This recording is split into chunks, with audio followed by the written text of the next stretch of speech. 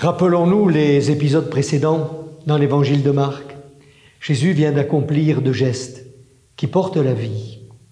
Et ici, le voici dans son village, et il rejoint la synagogue, et il est mis en question. Mais qui est-il, celui qui nous parle ainsi?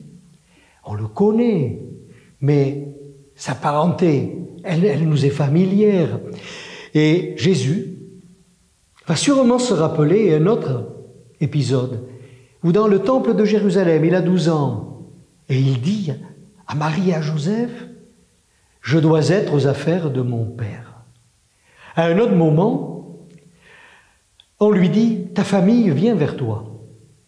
Et Jésus va répondre, « Ma mère, mes frères, mes sœurs, ce sont ceux qui écoutent la parole de Dieu, ceux qui la mettent en pratique. » Écouter la parole de Dieu, c'est l'écouter à lui.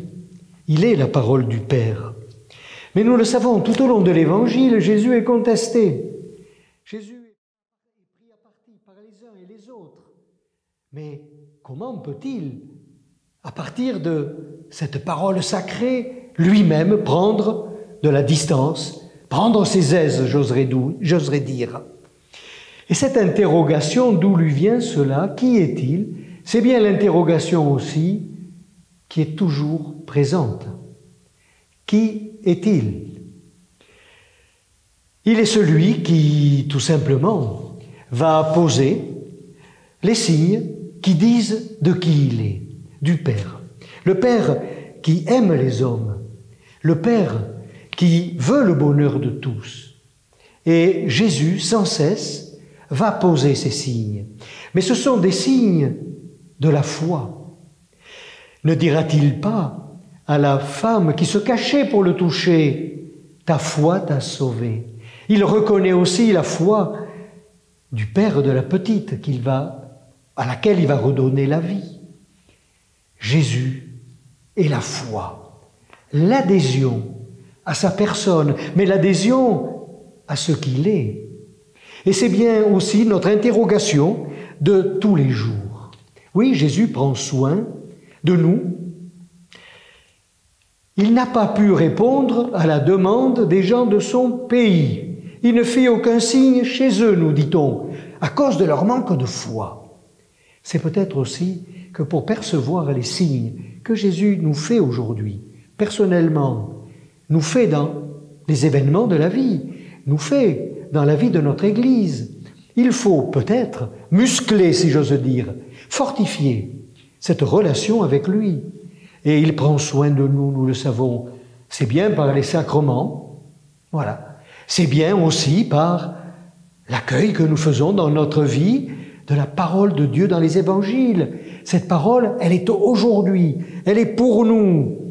Alors, je crois qu'il est important d'avoir à cœur, sans cesse, par la prière aussi, de nouer avec Jésus relation.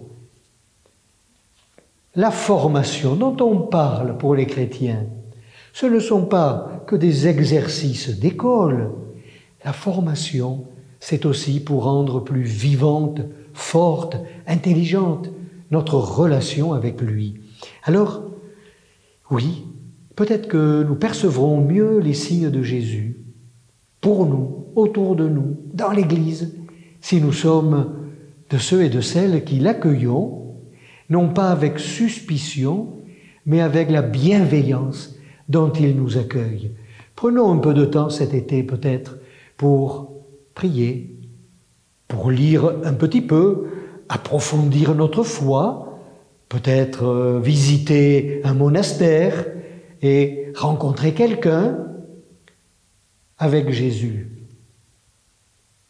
Dans la synagogue de Nazareth, entendons-le nous dire, comme il a dit aussi un jour, « L'Esprit du Seigneur est sur moi, il m'a envoyé porter la bonne nouvelle aux pauvres, annoncer une année de grâce, la vue aux aveugles, c'est le prophète Isaïe. Soyons de ceux qui voient les signes de Jésus. Bon dimanche à vous.